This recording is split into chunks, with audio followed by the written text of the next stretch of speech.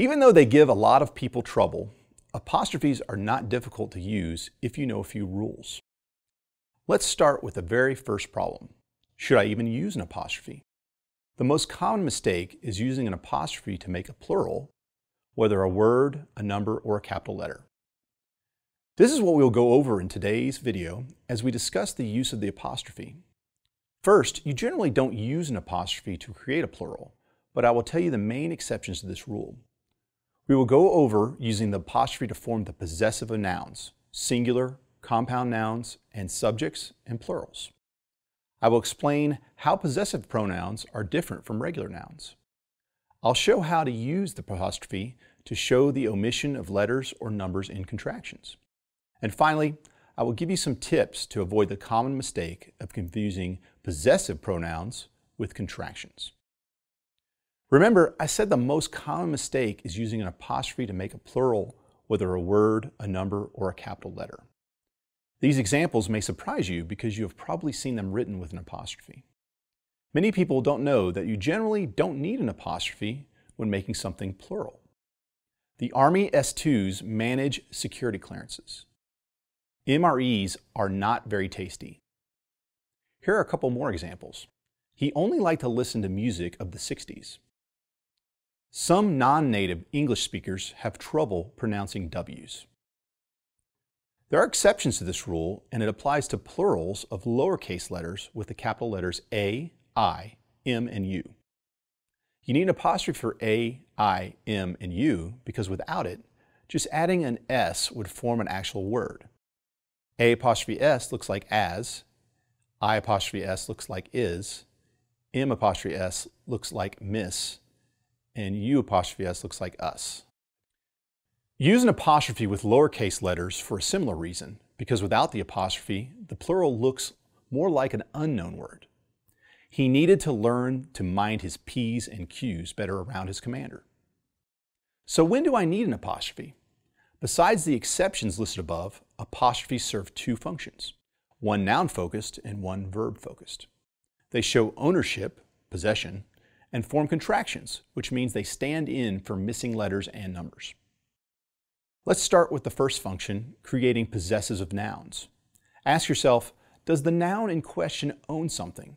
Here's a way you can test this. See if you can use the phrase of the with a noun. For example, that is the desk of the general. You can make this sound much smoother by using apostrophe and say, that is the general's desk.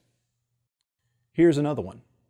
The captain completed the task of his, which in the same rule as of the above, subordinate.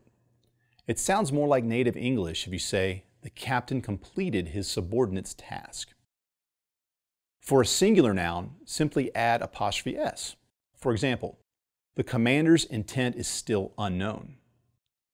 This is a simple singular noun. Do this even if the word already ends in S. Here's an example. The boss's email is down today. The rule applies even if the noun is a proper noun. Major James' PCS date is 1 month from today. The rule stays the same for compound nouns as you see here. Chief Birchfield changed the oil in his father-in-law's car. If you have two nouns forming the subject, put the S on the second one.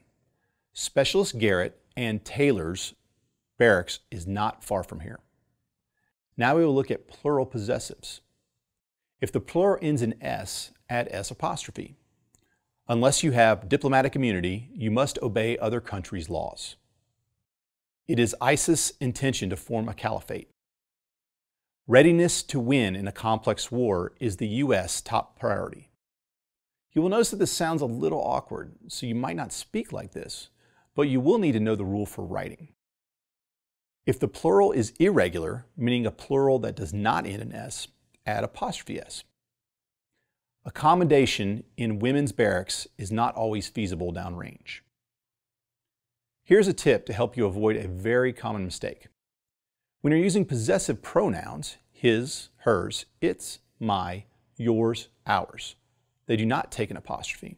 They already show possession. Here's an example. His boots are old and worn. You will never use an apostrophe with his, hers, my, or ours. Be cautious when you write its. When we're using its as a possessive pronoun, there is no apostrophe either. Here's an example. The guard dog ate its food. Here's a key tip. The only time you have an apostrophe with its is if you can replace its with it is. Example, it's always wise to approach police dogs with caution. It is always wise. The second function of the apostrophe is to make contractions. This is pretty straightforward. You put the apostrophe where you left out the letters or numbers, like I just showed you with its and it is. Here are some additional common examples. Don't equals do not. I'm equals I am. He'll equals he will. Whose equals who is. Shouldn't equals should not. Didn't equals did not. Could've equals could have, not could of. In formal writing, you will use apostrophes much more often to show possession than to form contractions, since contractions are more common in speech and informal writing. Remember that when writing its. Missing numbers and apostrophes work the same way as letters. 60 equals 1960. Always be wary when you see a pronoun. Stop and think. Decide if you want a pronoun or a contraction. Like its and its, you might also find your and your confusing. Your is the possessive pronoun, and your means you are. Here are two examples that demonstrate what I mean. Is your rifle clean? That shows possession. You're going to confuse me even further. Your is a contraction, you are. Here's a really good example of how useful the apostrophe can be. If you don't, contraction of do not, clean your possessive rifle, your contraction of you are going to have problems. The same thing holds true for whose and whose. Whose is the possessive form of the pronoun who. Whose is the contraction for who is or who has. Here are three examples of what I'm talking about. Major Gray is the officer whose battalion had the best PT scores. Possessive pronoun. Major Gray, who's the most physically fit person I know, won the marathon. Contraction of who is. Major Gray, who's always been the top performer, still holds the record for the fastest mile. Contraction of who has. In conclusion, when you're deciding whether or not you need an apostrophe, ask yourself, am I looking at a noun and am I trying to make it plural? If so, I generally won't need an apostrophe unless it is one of the exceptions. Remember the exception. If I'm making a lowercase letter or some of the uppercase letters plural, I do add apostrophe s. Second, does my noun or subject own something? Is there possession involved?